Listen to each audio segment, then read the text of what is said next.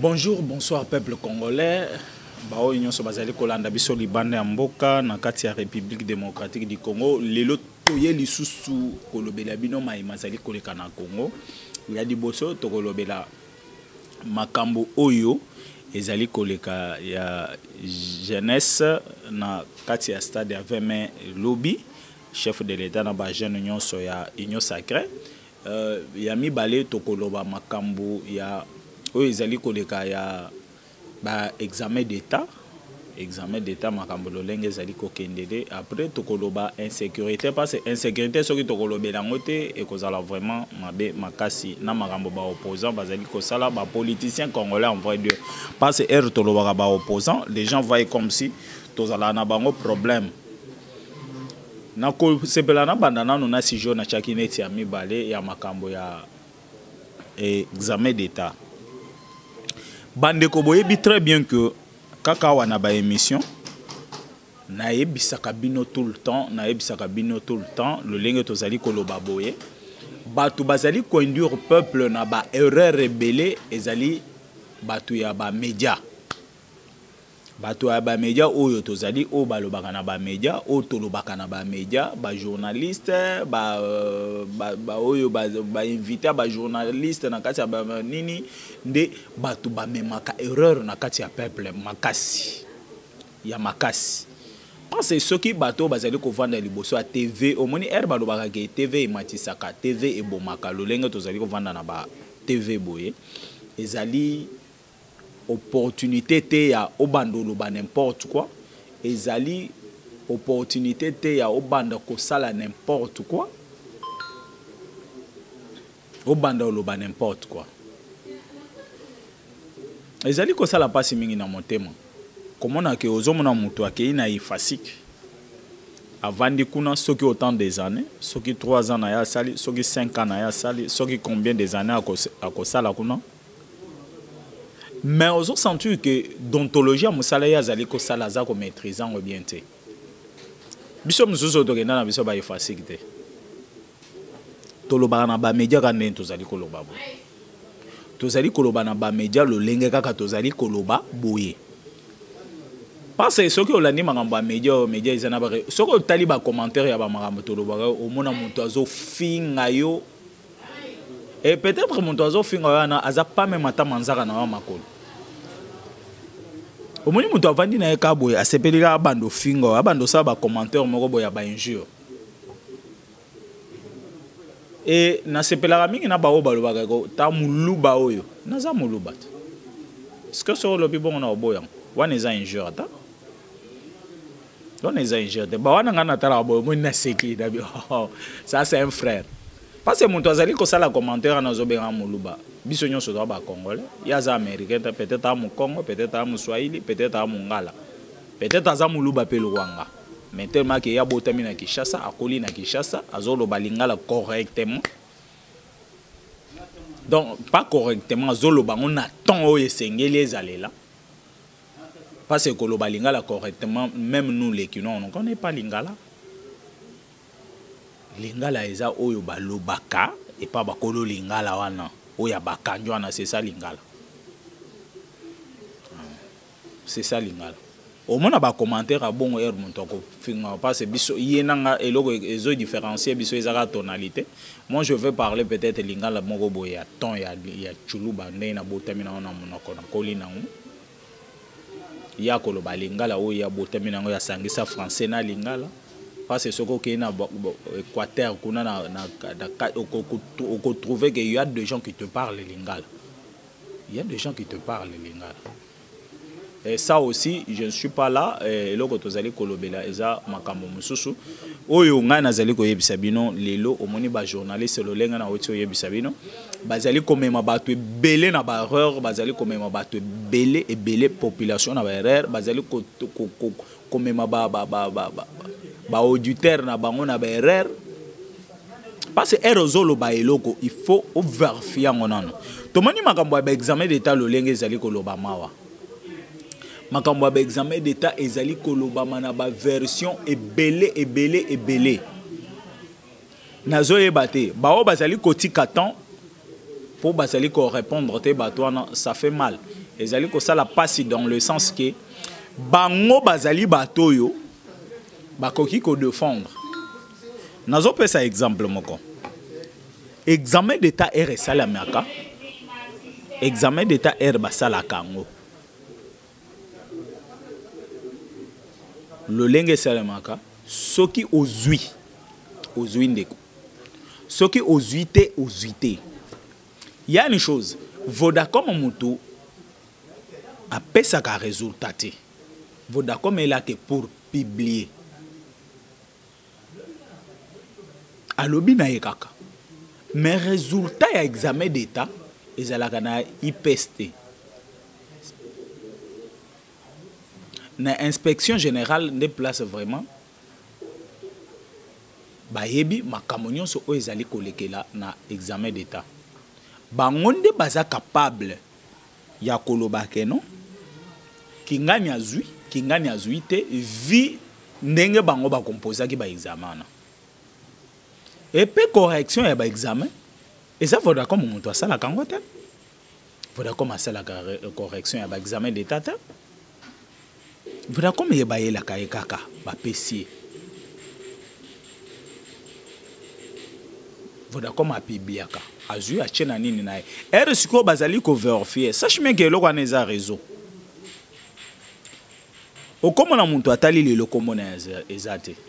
Muntu atali lobi kombo ezate. Mais lobi kuna muntu ayo mona kombo ebimi et apparaître. Lobi wana kuna pe kombo apparaître.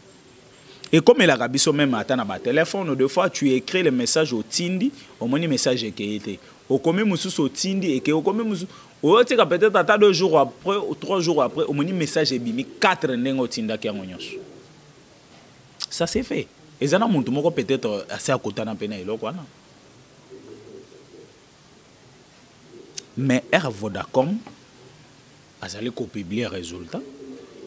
Et ça que Vodacom a koye biso ke ozuite. Batu Air babeta ka ba code na bango ba yebe réponse Vodacom a pesaka. Pas de réponse. Donc quand on dit pas de réponse, cela ne veut pas dire que tu as échoué ou bien tu n'as pas réussi ou bien tu as réussi. Non. Il faut attendre jusqu'à la fin.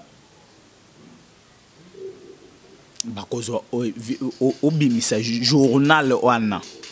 C'est à partir de ce journal-là que tu vas confirmer que tu as réussi ou pas. Parce que c'est un réseau et qu'il y a erreur. Et il y a des gens même qui disent que oh non, mon c'est l'examen d'état, mais comment on a un résultat. C'est faux. Moi, je dis c'est faux. Moi, je dis c'est faux. Ça ne peut pas se faire. Ça ne peut pas se faire. Et aujourd'hui, tu trouves vraiment que si Joanande est à la in, et tu dis que pasteur Marcelo na famille à papa Wemba et comme si on a examen d'état. Et tu trouves même un journaliste, j'ai les images d'un journaliste. Oazolo Baké, non? Bano nyo so babi misi na deuxième session. Mes chers frères, totangi classe biso nyonso. Ata to suka na ba niveau yo to sukela na. Bino bokenda ti boza soki ba docteur en quoi soki ba docteur soki anini on ne sait pas comment on peut vous signifier. Mais biso quand même to soka ta place to suka na. Mais je me demande soki na examen d'état deuxième session peut ezalaka. Et qu'entendez-vous par deuxième session? Qu'est-ce que signifie ce mot la deuxième session? Donc, il y avait eu des examens d'État. Après, il y a des enfants qui ont échoué peut-être dans tel ou tel cours. Et ils ont recommencé ces cours-là pour réussir ce diplôme d'État. C'est ce que les journalistes expliquent maintenant au peuple congolais. C'est ça ce que je peux expliquer par le deuxième, les recours, comme vous l'avez dit. Est-ce que vous trouvez que des journalistes ont aidé des peuples? Est-ce que les journalistes ont aidé des peuples? Bateau to vana na ba média to solo bateau zali ko aider peuple parce que au monde elo wana ekotika la na mutu a mutu. Au monde lelo débat eza partout na balabala. Oh non, banana bayozwa na deuxième session et basala qui ba recours. Quel rapport y a-t-il entre deuxième session et recours? Peut-être nous on n'a pas bien étudié. Peut-être nous on est allé à l'université s'aventurer. Vous nous expliquez quel rapport y a-t-il entre recours et la deuxième session? Quand on parle d'un recours, je ne suis pas satisfait peut-être dans les camps. Je vais aller recourir peut-être dans dossier. Et quand on vient avec les recours, est-ce que vous allez me dire que l'inspection générale va refuser les recours? Non. Ils vont recevoir tous les recours. Mais ceux qui vont peut-être ceux qui combien de millions de recours. Quand est-ce qu'on va traiter ça? Et les recours des choses pareilles n'a jamais quand même trouvé de résultats.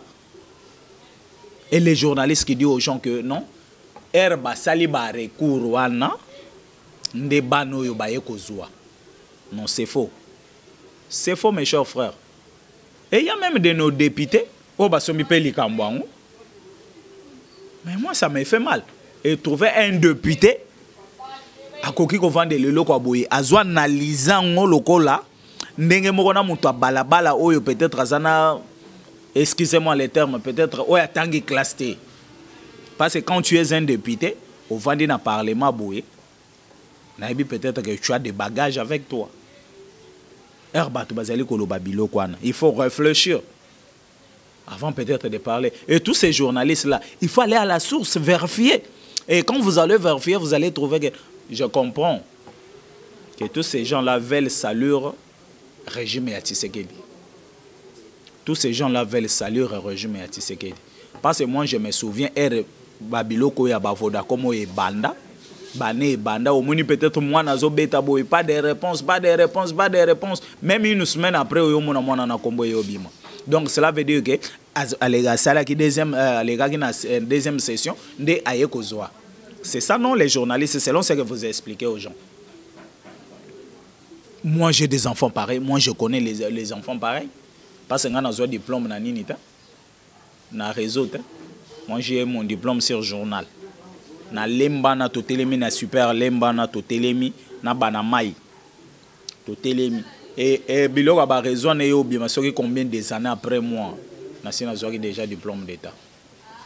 Totelemi na lemba na hotel matiba 19 vers oyoki ba siffler zo uta déjà kota fiki nukuna ezo kita sikoyo pe atiba koma na super lemba na tozo ba journal okebo au futimbongo tu vas regarder ton nom sur ce journal là otali kombo na yo ba persona nini et demain ou le lendemain tu peux venir acheter ça au son ba journal. Et c'est comme ça que ça se faisait. Mais avec biloko ba réseaux sociaux, tout le monde a makambo ebele na biloko ba réseau. Il faut d'accord on va publier. Moi je trouve mieux peut-être baluka système mususu bakoki ko bando sali la makambo à examen d'état. Baluka système mususu. Ndenge babanda ko publier ba examen d'état na chaîne de télévision, le nom m'échappe. Bazozo chaîne de télévision na bavandi boye babandi ko citer kombo moko district par district de Funa ba telle école commune boye ba citer tout na CBS je pense CBS bazo paye ça ba résultat c'est comme ça. Peut-être ça peut commencer à se faire ainsi. Mais aujourd'hui, on trouve que Makamba ba examen d'état oyo, Vodacom quand tu le publies, aux hommes on appelle ba député, c'est que moi je peux dire que bazu place oyo ba koki kolé lambong. Ils ont trouvé que mandat est comme aussi là tozu dossier en oyo. Maintenant il n'y a pas un dossier là-dessus. Il n'y a pas un dossier là. Et avec des journalistes qui parlent de choses pareilles, moi ça me fait mal. Ça me fait mal de trouver un journaliste qui se met peut-être dans l'écran pour abandonner babilo kwa bongo. Oh basala qui recours, basala recours, ne bana ba yozwa na deuxième session. Non madame, monsieur. Non. dans des examens d'État, il n'y a jamais eu deuxième session. Il n'y aura pas une deuxième session dans l'examen d'État. Donc quand tu parles de deuxième session, cela veut dire que Nazana Bakour est belé au Nazouagité, ou bien Nazana Bakour Nazouagité, Longola Mon est belé, Bakour au Nazouagité, na sali recours nanga, les babimiselinga Bakour au Nazouagité, pour recommencer ces cours-là. Donc c'est ce qui s'est fait aussi dans l'examen d'État, selon l'explication à Bino journaliste au Bozali qui expliquer peuple na ba TV. Selon l'explication à Bino journaliste au Bozali qui expliquer peuple bilo kwana. Soit disant que banana ba sali recours, ba yeko zo na deuxième session. Non, moi je vous dis ces enfants là ezaka kabano bazwa qui déjà. Mais c'est Vodacom qui avait un problème. C'est Vodacom qui a un problème. Parce que parce que s'il s'agit de recours, il fallait banana bazoli sous et belé. Parce qu'il y a ban belé bakatani na ba province et belé zana bana bakatani. Et vous allez dire que non, baseli en bongo parce que to komi pembe ya élection pour ba voter Tshisekedi. Mes chers amis, et ça s'est dit. Ils allaient l'examen d'État, Tshisekedi va passer, il va frapper. Il n'a pas un concurrent. Il n'a pas un concurrent. Azana concurrent de Azati. Binomo vous êtes sur le terrain que Azana concurrent.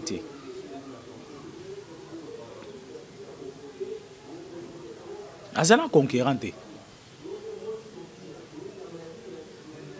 Et ça parce que ceux qui botali bien, bokende, ba tirer journal, au moins que heureusement quand tu as internet, bimisa journal, parce que c'est déjà disponible. Autant là que o yazwa kité azuité, o azui. Mais cela ne veut pas dire que bovanda bobanda comme si c'est un sujet à débat, il y a batu bobanda vendre non. Il y a des choses qu'on peut faire un débat, il y a des choses qu'on peut vraiment gaspiller notre énergie à parler. Et ça, ça vraiment un journaliste qui a vendu azali kolobango na ndenga propre torobo yango te.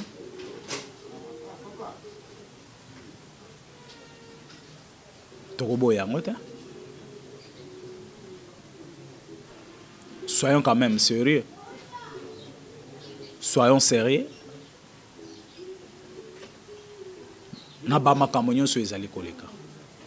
Soyons sérieux vraiment. La maramotozali ko penser pour na Congo na biso. Et ça exemple nazali ko pesa bino. Au monique là où l'IG habite na quartier na e, moi na moko quelque part comme on a ebimaki na noté. Parce que je suis allé vérifier, moi nazolo babilo kwa balabala te sont des choses que je vérifie. Comme on a ebimaki te. Quand l'enfant est sorti maintenant, nandenge ba journaliste yo ba kenda otanga journalisme na nini na ifasi ko kuna bazali ko expliquer biso. Na deuxième session na bango ba ici à examen d'état. L'enfant a réussi. Il y a un papa oiseau longwa ayako amoni ija zobima. Oh, comment cette fille a réussi? Il fallait pas y réussir. Tu vois? Moi qui vous parle, dans la salle d'examen d'État, dans la salle d'examen d'État, parce que j'ai étudié dans l'école, il y a quand même moins bien. Vu ma petit moyen vraiment au pays parents bazagi non. J'ai fait mes études humanitaires au collège P10. Mais je n'ai pas terminé mes études au collège P10. Je suis venu terminer mes études au complexe scolaire Nempoko. Ceux qui connaissent Nempoko sur Kianza, ça complexe pas comme les autres, mais ça complexe vraiment où il formait vraiment et belé ba cadre mususu na kati Mbogo. C'est là où j'ai terminé mes études humanitaires.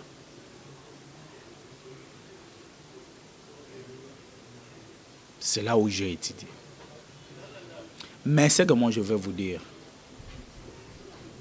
Je me souviens, à l'université, na ba master belé to zaina ba. Au moni mutu oyo azuité ata oleki na deuxième session. Ce qu'on zuité ou zuité. La deuxième session, cela ne veut pas dire que non. Il y a des gens qui peuvent passer aux deuxième session. Bateau baza déjà. Bateau baza déjà. Na récite moko boy.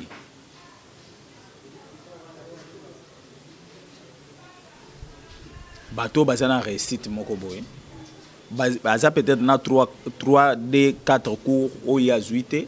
Selon le nombre de cours à cause de la où bako fait PCF faveur ya ki aller na deuxième session pour abandonner la bakourana. Peut-être azana mo échec moko léger na kati ya courana, au moins peut-être ba professeur musune bazala na ba rigueur. Ne ba professeur musune bazala na ba rigueur. C'est que moi je peux vous dire, c'est que moi je peux vous demander. Tout ça là quand même vigilant. Pour ceux dans le but que tous à la maille, c'est comme si j'ingérais les autres, c'est comme si moi je suis intelligent, les autres ne sont pas intelligents. Ce n'est pas ce que j'ai dit. J'ai dit vraiment tous à la vigilance, biso vraiment, bateau tous moi tant vraiment aussi bata stylo na maboko. Er montozo analyser biloko bien un journaliste azolo babiloko moko boye, au tali vraiment au lobby que non, celui-ci c'est qu'il est en train de dire ça dans zelate. Deux années tout montozo bela azana hôpital. Toi tu vas dire non, pourquoi il y a nini abiki, il fallait akufa kaka, c'est ce que tu dis.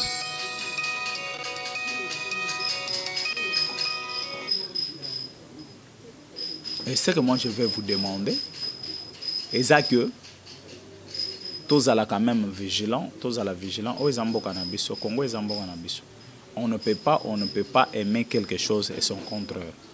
On ne peut pas chercher à voir la réalité moko boye oyo eza vraiment na tinate ou bien tout le kabilo moko boye parce que vous êtes na camp ya opposition, il fallait bo bandolo babilo oyo moko yebi ke makambo na zolo boye eza boye te mais na zolo ngaka na amplifier makambo moko boye hein ezo pe ekota pe na connexion quoi. C'est ce que vous êtes en train de faire. Mais ce que moi je vais demander au peuple congolais, c'est qu'il n'y a jamais eu deuxième session.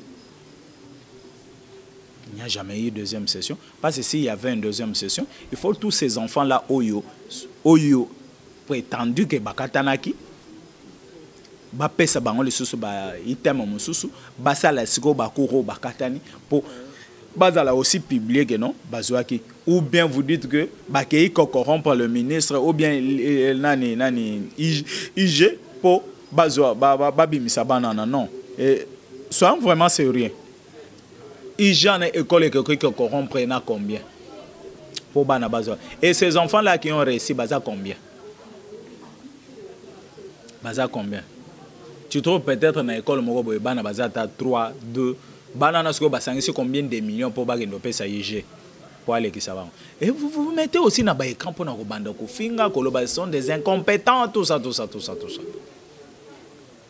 Et toi d'ailleurs ça prouve incompétence yo zanango na musala ozali ko sala parce que tu parles des choses où tu n'as pas vérifié. Tu parles des choses où tu n'as pas de précision.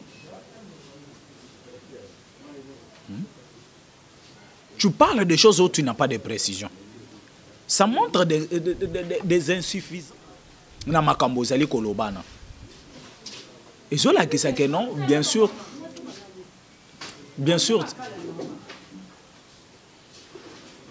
tu es ce que tu es là, tu es journaliste, tu t'appelles journaliste, mais et cela qui c'est que tu es incompétent. Au lieu de dire au ministre qu'il est incompétent, Tony Mouabe est incompétent, ou bien tu vas dire Nani IG, inspecteur général, que non, il est incompétent. Et toi aussi, tu es incompétent. Parce que tu parles des choses au tangeli classe, mais sans le vérifier.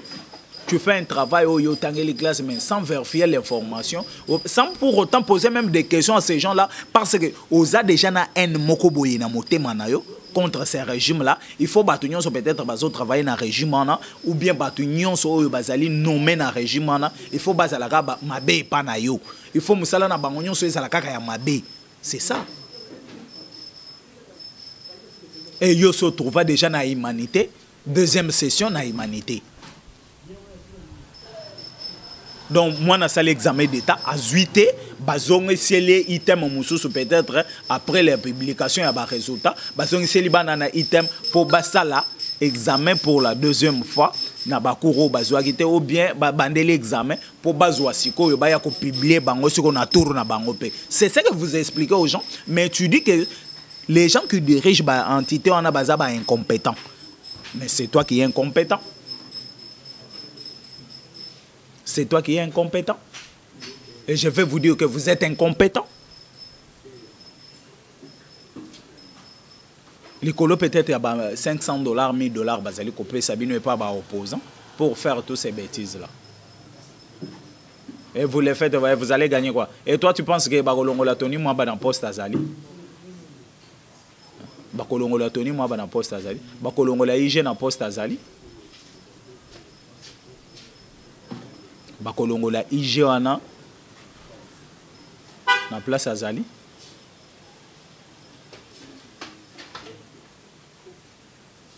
Je vous dis vraiment, mes chers frères, mes chères sœurs, tous allez vraiment très vigilants. Tous allez très vigilants pour voir comment des politiciens ils manipuler les médias, ils manipuler la population. Et les jours que les populations, notre population va comprendre que non, tout oyo nyonso bazali ko manipuler bango bazali ko donc comme ma bango na banzelo esengeli ko kendete papa. Et la population que vous voyez ici peut-être un jour va se tourner contre vous. Va se tourner contre vous. Et vous allez peut-être regretter pourquoi na lobaki makambo yo. Et que le système a olobi makambo yo moni batake yo, olobi makambo yo batake yo. Et qu'est-ce que tu vas dire? Bazotinda bango. Vous êtes en train de manipuler les gens. Vous êtes en train de faire tout ce que vous faites là. Maintenant que vous connaissez, je ne sais pas. Et maintenant, vous, et l'IG, et les ministres, qui est incompétent? Vous qui parlez de toutes ces bêtises-là dans les médias, c'est bien vous qui vous êtes incompétent. Vous êtes incompétent. Je dis bien que vous êtes incompétent. Incompétence na bino ezali komona na obino bozali kolobana. C'est ce que je vais vous dire. Na bisi bino tous à la même vigilant. Tous à la maye les biso nyonso. To ba ke émission lelo na elaki makamwana. Insécurité ezali ko régner na kati ya est de la République. Vous allez kolobela ngote, vous allez ko vendre lango débattre pour ça les lango débat il faut politiciens ya na plateau. Mais pour vendre lango boye ba ke tokoki ko trouver solution de nini pour na insécurité. Là vous ne parlez pas. Là vous ne parlez pas. Vous parlez que de futilités. Vous parlez que de bêtises. Vous parlez que des choses qui n'ajoutent rien à la vie à Congolais. Cherchez comment arranger votre travail. Cherchez comment améliorer votre travail. Laissez les ministres aller tranquilles. Laissez les IG tranquilles. Basalam salana bango. Et l'IG qui est là, toi tu es journaliste. Qu'est-ce que tu vas apprendre à l'IG là? Il a été professeur, il a été enseignant, il a été professeur, il a été prof, il a été inspecteur, il a été, aujourd'hui il est l'IG. Et vous allez me dire, ok, non? Il a 37 ans d'expérience. Il a 37 ans d'expérience. Tu n'as rien à comprendre dans l'IG dans Moussala Nazali Kosala. Tu n'as rien à l'apprendre. Au Kozana et l'Okwata Morote Okoki ko apprendre IG na makambo yo isali koleka ya ba examen d'état. Yo journaliste oza incompétent o isali ko vendre la makambo ya examen d'état comme sujet, il y a débat. Et Tony Mwaba est incompétent. Yo yebi niveau à Tony Mwaba. Yo yebi niveau à Tony Mwaba. Mazo yebate. So bozo comprendre tout. Yo yebi niveau à Tony Mwaba.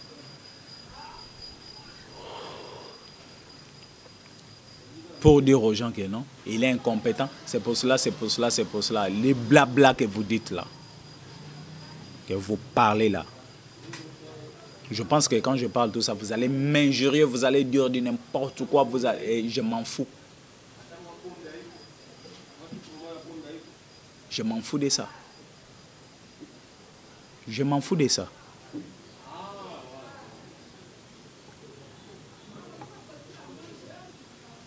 Je m'en fous de ça. Et je vais vous dire quelque chose aujourd'hui. Nous allons continuer toujours à défendre. Nous allons continuer toujours à défendre tout le monde qui travaille dans ce régime. Tout le monde qui sont dans l'administration, partout où ils sont. Nous allons les défendre. Donc défendre au travailler dans le régime. Ça, je vous dis. Et nous allons défendre ça jusqu'à la fin.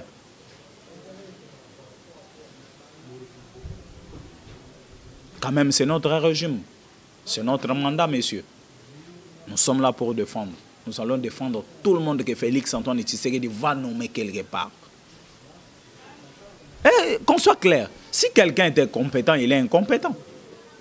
Parce que l'incompétence, c'est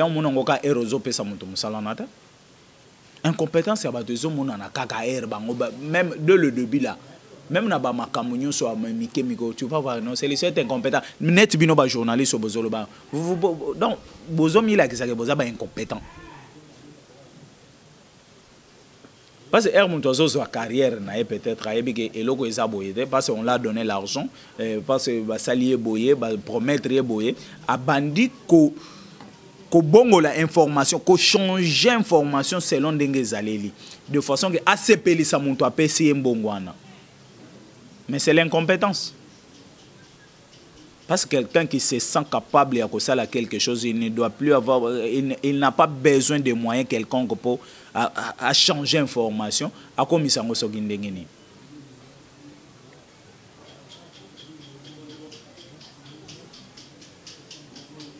Dengena lo baki na bino que ngonga eza ngonga o eza TV zali ngonga. Moyen tous à minute belezate les lo vraiment na yela ki dossier na au monique na zaina 3 sujets à débattre mais na silise ka ba minute na ngana sujet moko parce que ça fait mal. Nous avons des gens et j'ai aimé une fois Godem pour yazana journaliste na plateau et biseke batu ba memaka ba population na ba rebelle ezabino ba journaliste ezabino ba journaliste nde bon memaka population na ba rebelle obeke lokwa neza bongote ou bien oyebité. Il fallait aussi s'informer pour yeba yo koleka na TV ou le bin n'importe quoi. Koleka na TV ou le bin n'importe quoi. Et je vais vous dire. Tout ça to kokoma na ba moment moko ya olobi ba buzo ba boye. Peut-être bo bando benga ngwa charnement. Moment na peut-être koya un jour. Quand tu parles de bêtises au nom de quelqu'un sans maîtriser biloko yo zoloba, ba botoli ata ba document na musalo sala kana. Si tu es journaliste, carte, si tu es un avocat ou bien juge, il faut que tu aies un niveau. Parce que vous méritez que vous avez la place où on a été. Vous méritez que vous avez la place où on a été. Mon numéro c'est plus 243 82 75 76 085. Plus 243 82 75 76 085. Appelez-moi à ces numéros. Toko solo la nabino moi mingi. Marambo ese belé ba vérité ese belé on a koki koloba na TVT le lenge na yebisa rabino. Soko benga na numéro bisika nyonso zali kokutana. Wana ezali ko sale meza façon ya ko bundisa régime ya Félix Antoine Tshisekedi Tshilombo. On le sait tous. On le sait tous. To yebi biso nyonso ke bozo bundisa nde Félix bozali ko bundisa bato anate, bozali ko bundisa Tony Mwabate, bozali ko bundisa IGT parce que bomoni gratuité d'enseignement ndenge zali ko kendele. Bomoni et vous êtes là pour na kozwa les devants na ba makambo kaka mais gratuité bolobela kango te point. Herba télé melango et pas ba catholique bazali ko bundisa ngo du matin soir. Pour na nini bino ba journaliste na botika lo lekana ba TVT bo banda ko sala débat sur ça. Il fallait le paix gratuite. Les lots professeurs, enseignants, les lots mati vraiment comme fouta bango salaire bien. Pourquoi bolobele ngote? Il fallait bolobele. Mon numéro c'est plus 243 82 75 76 085. Bobenga na yebe boko finga nga makasi bo finga na bino mais ngai na kokipe bino te toko continuer kaka koloba toko continuer kaka ko défendre boko landa pe boko pesa biso pe raison pona lelo vraiment na suki awa soki bolingi bo benga numéro na woto pesa plus 243 82 75 76 085 okozonga toko sala débat na téléphone soko kolinga koya na plateau pesa wat boye to sali débat mais pour Nalelo, je pense que Nasuki Awa, je dis et je vous remercie.